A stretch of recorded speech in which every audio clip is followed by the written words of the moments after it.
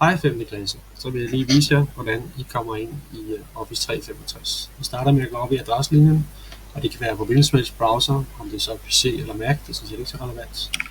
Skriver I porto.office.com. Kom ind til login-tiden. Nu har jeg været logget på før, så viser den det her. Ellers vil man normalt få nogle steder oppe i højre hjørne en knap, man kan trykke og logge på. Jeg vælger så min konto her, og skal lige indtaste adgangskode. Jeg husker den heldigvis. Og jeg vil gerne forblive logget på. Så kommer jeg ind til startsiden oppe i 365. En god idé er at starte med at trykke på den her tast oppe i hjørnet, jeg vil kalde applikationstasten, og så vælger OneDrive.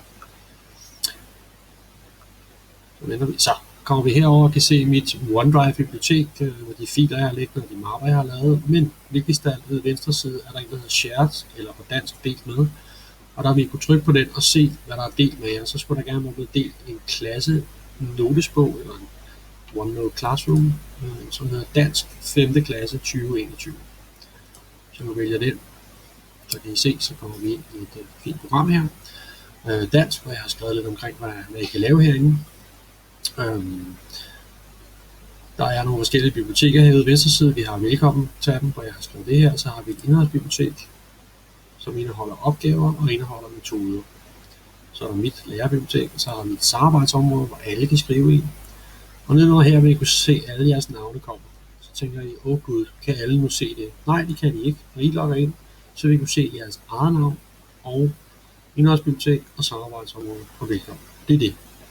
Jeg kan så se jer alle sammen, men I kan kun se jeres eget og det, jeg lægger ud. Det, der ligger herinde under indholdsbibliotek, det kan I ikke skrive i.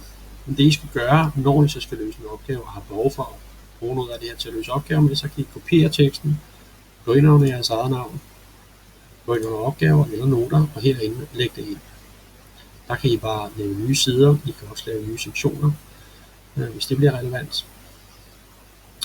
Opgaverne er til de opgaver, jeg giver jer med det her, og noterne er til jer selv. Det eneste, I ikke må gøre herinde, det er at trykke på den her knap her. For I skal ikke åbne i det, der hedder desktop-app eller skrivebords-appen, for så fungerer den ikke, som den skal. Den skal køres online, som jeg gør den her. Så god fornøjelse med det, og hvis der er noget som helst, så må I selvfølgelig bare skrive til mig på intro, eller skrive til mig på intro. Hej.